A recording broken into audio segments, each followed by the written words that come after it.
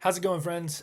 Today we are going to begin our conversation about covenant types as we move into this new unit, talking about covenant, how covenants show up in the Old Testament. What do they mean for the people of the ancient Near East, and how is God making use of covenant language to explain who he is to his people in Israel? So today we're going to talk about some of the basic covenant types that show up in the ancient Near East. Think before Israel is doing their thing, during the time of the Old Testament, but outside of those contexts. What did it mean for a covenant to be formed? Much like how we talked about redemption as something that was a legal idea that existed outside the Old Testament, we want to do the same thing with covenant. Covenant was an idea that existed before God starts talking to Moses, and yet it becomes something that God is going to use, that Moses would have understood in order to explain what God is like. So let us dive in. This is one of the most important terms when it comes to understanding covenant. And if we want to understand what God is doing in the Old Testament, understanding this term, fictive kinship, is going to become super, super important. So fictive kinship, as you can maybe tell from your context clues, it means something like fake family, fictive like fiction, and kinship like what hillbillies call their relatives, right? The kin. Fictive kinship, this is something like fake family.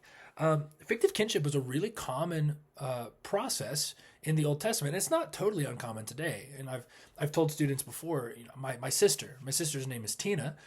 Tina is not related to me by blood. Tina was, my parents were pastors in Batesville, Arkansas. They were running this youth group. And when Tina's family was kind of sick, Tina started living with us. And then I was born. And so I grew up with Tina all the time. She was always around. She was my babysitter. But we're not related. But we're fake family. We're fictive kin, right? This language would be used to talk about adoption. If you're going to be adopting a kid into your family, that's fictive kinship. It's not seen as not binding or not real, but it's created, right? It is something you were not family and then you are made family. But we're going to find this fictive kinship was one of the primary ways that people would talk about different treaties or covenants. Think about marriage even, right? In marriage, these are two people who are not related to each other, creating kinship, making themselves into family, and making these two families, from the husband and the wife, these two families who are not related now become related through this fictive kinship. We're going to find this go even further, though. We're going to see it show up in the treaties and the covenants between nations, where the two people in the treaty, the two different nations, are going to become family through this covenant and through this treaty.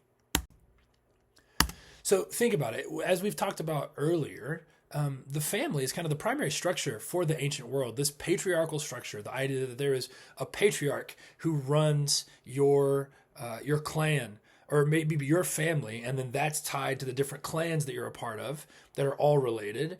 And then you have your tribes, and then those tribes are tied to each other. It's all rooted in this basic unit of the family. And so it becomes kind of a natural outgrowth. If we're going to talk about covenants between nations or between tribes, we're already thinking of all of our governments in terms of family. Let's just do the same thing. We want to, if I'm going to make a treaty with a tribe next door, I am going to double down on that's my family. How are we going to bring them into our family? Because that's kind of the main things I'm thinking about. One of the other things it does, though, is it conveys the severity of these treaties. If I make a deal with you, I am bringing you into my family. So you better not backstab me because I made you my brother, or I've made you my son, or something like that. And we'll talk a little bit more of what that looks like. But it's a big deal. You don't betray your family. And so if I'm bringing you in, if I'm making you fake family, you best behave. You best, be on my side with this stuff. So, excuse me. Oh my gosh. There are two main covenant types that we want to talk about as we work through our understanding of covenant. So the first one is what's called a suzerainty treaty. This is one of my favorite words to say because it looks like it should be like a tongue twister, but then it's just really easy and it rolls off the tongue well. A suzerainty treaty. And the other kind of treaty is what's called a parity treaty. You see the different size crowns. What you're going to notice as we talk about these is that these two treaties often relate to different sizes of kingdoms involved in those treaties. So let's start talking about parity treaties. So when you hear the word parity, the word that kind of comes to mind is this word pair. And use that to kind of understand how these treaties work. In a parity treaty, you usually have two smaller countries that are coming together and deciding to make a deal. These countries are normally in pretty equal size and in power. Their economics are pretty similar. There's not one who is really stronger than the other. There may be, one of the countries might have more iron resources and the other country might have more food, and so there's some trade there. But by and large, they're basically the same. They're equal partners. And the language used in these parity treaties was that of brothers. In a relationship between brothers, there's not usually one brother who can dominate the other brother and is always in charge.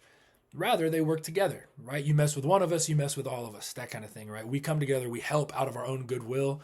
I help you because I know you can help me. That kind of language was happening.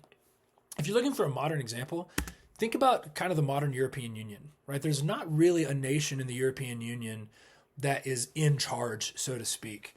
But if you invade France, you're going to have to deal with Britain. If you invade Austria, you're going to have to deal with Germany, right? They're brothers. They're all equals, and they're all working together to defend each other, to support each other, to help each other's economies, that kind of thing. So that's a parity treaty. It's a treaty between two smaller nations that are equal sized. The other kind of treaty is what's called a suzerainty treaty. And this is where things start to get really interesting. So a suzerainty treaty is a treaty between a larger nation and a smaller nation. A nation with a larger army, a larger economy, and a nation with a smaller army and a smaller economy. So in one of these treaties, your big king, the king of maybe the empire or this larger nation, they're going to be called a suzerain. And your smaller king is going to be called a vassal. You've probably heard this term vassal if you've watched any movies or read any books about the Middle Ages, right? These kings and their vassals, these people who come to support the king because the king runs everything, but the smaller vassals will help support them. So the big king, the suzerain, basically promises, hey, vassal, I'll take care of you. If somebody attacks you, they got to mess with me, right? And the vassal would often offer some kind of tribute, basically saying, like taxes kind of. Hey, suzerain, if you will take care of me, I'll send you 100 bushels of grain a year, or I'll send you a whole bunch of silver every year, or something like that. Basically, the big king gets a win. He gets to collect taxes from the vassal. He doesn't have to fight the vassal, doesn't have to waste resources in his military on fighting that guy. And the vassal gets free protection. He has the big guy, the big guy on the block is going to be who's protecting him, right? In these treaties, what we find to be really interesting is that the language used in these treaties is that of a father and a son. The suzerain is the father. The suzerain runs the show. If the vassal has an idea and the suzerain doesn't like it, it is not a discussion, right? If the suzerain says, hey, vassal, I need you to do this thing, you best be doing it because dad's in charge. Dad runs the show. When I think of modern examples of this, you can kind of think about the modern relationship between the United States and Israel, right? Israel on its own, not that powerful, but nobody really wants to mess with Israel in the Middle East because if they do that, they're messing with dad, with the U.S. It has all these missiles and tanks and all this stuff, right? It's this huge superpower who has promised to help this much smaller, less prosperous nation, right? So that's our two main kinds of treaty. We have parity treaties of two equal-sized nations, and then a suzerainty treaty between a big suzerain, a giant like empire or superpower, and a smaller nation who's a vassal. So it's here that we need to talk about something called covenant faithfulness. Covenant faithfulness. And what we're going to find is that this is actually a term that we've all heard a lot, but that may have gone unnoticed by some of us. So I want to start by asking this question.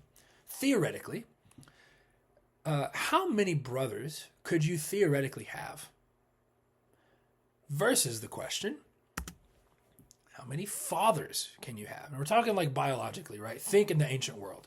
Well, how many brothers could I have? Theoretically, I guess infinite, right? Not actually infinite, but right, I can have a ton of brothers. Joseph has 12. Some people are having 20, especially in these situations where the patriarch has 4 or 5 wives. You might have 50 brothers or something, right? But how many fathers can you have? Well, biologically, you can only really have one. And in the ancient world, this concept is going to define how these separate treaties work. So if you want to make a parity treaty, you're the king of a small nation, and you want to make a parity treaty with the guy over here, go for it. You can also Make a parity treaty with the guy up here and with the guy down here, right? You make as many parity treaties as you want because the language is that of brothers. You can have, an infinite number of brothers. That's not hard, right? Super simple. You're not hurting anybody. I'm going to become friends with the nation to the north and to the west of me. We might even make a coalition where there's like 10 of us and we all work together, right? When Israel is living in the time of the judges, that's kind of what's going on. The 12 tribes are pretty autonomous, but they're all kind of working together and basically saying, hey, those are my brothers. I'm going to protect them if somebody attacks them. That doesn't always happen, but that's the idea at least. So you can have as many parity treaties as you want. But you can only have one dad. And so if you enter into a suzerainty treaty, you're done. You don't make any more treaties. You work for dad and dad alone, nobody else, right? So there's a couple of times where we're going to see Israel do something like this. Israel will enter into a suzerainty treaty with Assyria. Assyria, this huge empire, and Israel, this little tiny baby empire. Well, Assyria is going to say, hey, Israel, you're my son now. You don't make treaties with anybody else, right? And so Israel's going to get in trouble because they're going to try to make a treaty with Egypt. And Assyria is going to get really mad because the language of the covenant is that of if, imagine your dad is this guy who's been protecting you and loving you, and then you go get a new dad. That's insane. That's crazy, right? You don't do that. And that's super hurtful to the father to hear, to the suzerain, to hear, oh, I'm not good enough for you. Oh, you need a new dad, someone else who can protect you, right? That's kind of what's going on. So if you're making parity treaties, you make as many as you want. But if you're in a suzerainty treaty, that's the only one you can ever make. Why? Why is it that suzerains don't want you making other treaties with other nations? Well, remember, these superpowers, there are big empires out there that they don't want any more competition, right? If I'm part of Assyria and I've taken Israel, and these are my vassals, I'm taking care of them. If Israel goes backdoor and starts making treaties with Egypt down here, oh my gosh, now Israel's loyal to the two enemies? That's super tricky. Think back to the Cold War, right? The Cold War kind of explains a little bit what's going on here. Why does the U.S. freak out whenever the USSR starts sending missiles to Cuba? Well, these guys are in our back door, and now they're a vassal of the Soviet Union. That's super scary, right? Think about all the nations in the Soviet Union, right? Like if someone in Estonia, if Estonia tried to make a treaty with the U.S., Soviet Union is going to be pretty upset about that. They're not going to like that, right? That's kind of what's going on here. So if you were part of a suzerainty treaty, it was very important that you exhibit covenant faithfulness, that you were faithful to the covenant that you signed up for. You're loyal to Assyria now, and you better not be loyal to anybody else. Or you're loyal to Egypt now, you better not be loyal to anybody else. You are faithful to this covenant. So the question kind of starts coming up now, well, is the suzerain going to keep their promise? The suzerain has said, hey, little guy, I'll take care of you. If somebody attacks you, I'll protect you. I'll do whatever you need. Well, how can you ensure that the suzerain is going to keep their promise? I mean, all you've really got is their word, right? Like the vassal can't really force you, the bigger nation, to do what you said you were going to do because they're small, they're weak, they don't have the resources to do that. So at the end of the day, you kind of just got to take the suzerain's word for it. Just trust that they're going to do what they said they're going to do. Is the vassal going to keep their promise? You get a little bit more insurance there, right? If the small country, if Assyria is talking to little Israel here, if the small country breaks their promise, Assyria can just, just get them, kill them, right? But even then, that's just like, I don't want to deal with that. I don't want to keep making treaties with people who are going to break their promises. That's just a lot of work for me, right? I need some kind of assurance that once we enter into this contract, that both parties are going to hold up their ends of the bargain. This trust, this covenant faithfulness had a term in Hebrew, and that term was chesed. Now, those of you who have studied the Bible before, your ears may perk up when you hear this term. It's because it's a word that shows up all throughout the Old Testament. Chesed. It is the promise that you are going to hold up your end of the bargain in a covenant, that you show covenant faithfulness. Even if you don't hold up your end of the bargain, I'm going to hold up my end of the bargain in this covenant. So a lot of times, whenever the word chesed shows up in the Old Testament, it gets translated something like loving kindness or mercy. This is the what is it? It's in Psalm 119, something like the Lord is great, greatly to be praised. His mercy endures forever. That mercy word, his mercy endures forever, is chesed, right? Or you may see it a lot as the loving kindness of the Lord is everlasting. It's that same word, it's chesed. And it's not so much that these words are bad translations, but I think it shows us, once we understand how this idea of chesed was used in covenants, we start to get a little bit more, we can get more robust translation out of them. Because when chesed is normally used in the ancient world, it means something like, I keep my bargains, right? It's not something that's so much tied to feelings. Whenever you hear loving kindness, you can think, God's liking me endures forever. When we hear chesed, what we're hearing actually is something more akin to like marriage. It's not, you don't just love your wife whenever you feel like you like her. In a marriage, you are saying, even on the days I don't like you, I'm in this. I love you. I keep my bargains, right? In the same way, whenever we hear the chesed of the Lord endures forever, when we hear mercy, we can often say, well, God's likes me all the time, but maybe I could lose that. But when you hear it's much more tied to contracts, God's saying, I have made a covenant with you, and my ability to keep that covenant is not tied to any feelings I have. It is because I'm not a liar, because I'm keeping my covenant. I have chesed, I have covenant faithfulness. That is the image that's being brought across. Yes, God likes you and has warm feelings towards you. But even when he's angry, we're going to find in the Old Testament, God becomes furious at the Israelites and yet still maintains his chesed, his covenant faithfulness. I will not abandon my end of the bargain. This was a big deal in the ancient world when it came to covenants. How do I know you're not going to break your covenant? Well, because you've displayed chesed in the past. You have been faithful all of these other times. When someone attacked me, you, my suzerain, took care of me and made sure that I was okay, right? So that's chesed. It's the covenant faithfulness. I want to do a quick example. I think this is a lot of fun. If you have your Bible with you, go to Joshua chapter 9.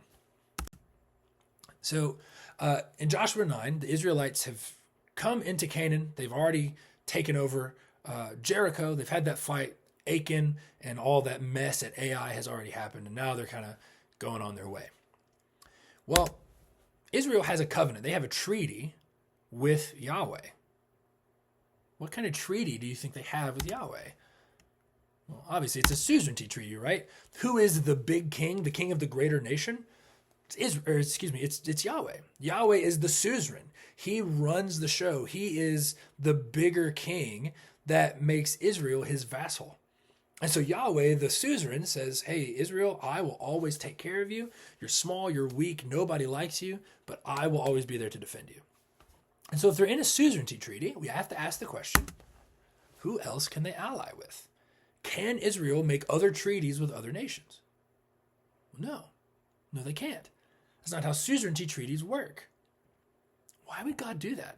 Why would God say, hey, if I'm going to work with you, you can't work with anybody else? At the end of the day, it seems to be the theological message we get out of this. God says, I don't want you to trust in other nations to protect you. I don't want you to make a deal with Egypt, hoping that Egypt will protect you. I don't want you to make a deal with Assyria or even with the other smaller nations inside Canaan. Don't trust them to take care of you. Trust me to take care of you. I'm dad. You can't have other allies. That's how these treaties work. So what ends up happening in Joshua 9 is an accidental treaty. Some people from the nation of Gibeon, they hear that Israel is basically kicking butt, taking names all through Canaan. And so they have a scheme. They send a couple of people in rags to just look like weary travelers. These Gibeonites are going to show up to Joshua and they're going to be like, oh no, like we're so poor and helpless. Will you promise to take care of us? Will you swear an oath that you will protect these people? And Joshua's response is going to be something like, yeah, for sure. I mean, you're just these homeless people lost in the wilderness. Yeah, we'll take care of you. Well, surprise, surprise. These guys are actually representatives of Gibeon. Joshua has accidentally made a treaty with a whole nation. And in this day and age, that would be considered binding. You basically just didn't ask enough questions. You've signed the treaty, and now Israel and Gibeon have entered into a parity treaty. You hurt Gibeon, Israel is required to come fight you, right? They're required to come take care of you. What's the problem? Israel's a vassal of Yahweh, right? They have a suzerainty treaty with Yahweh. They are not allowed to make any other covenants with anybody else. By making this covenant, they have become, quote unquote, unfaithful to Yahweh. And it creates this really dramatic moment where Yahweh is quite upset that they've made this covenant with Gibeon. And in most situations, the suzerain would have the right then to destroy Israel. The suzerain of this vassal who has now made another treaty with another nation, the suzerain has a right to crush that kingdom. It's their vassal after all. But Yahweh displays covenant faithfulness, chesed, even when Israel fails to hold up their end of the bargain, even whenever they accidentally make a covenant with another kingdom. Yahweh still maintains his covenant faithfulness and maintains Israel's cause in the promised land. So that is our first conversation about covenant. I hope this is helpful for you guys. If you have any questions, please reach out to me. I'd be happy to help out however I can. Thanks.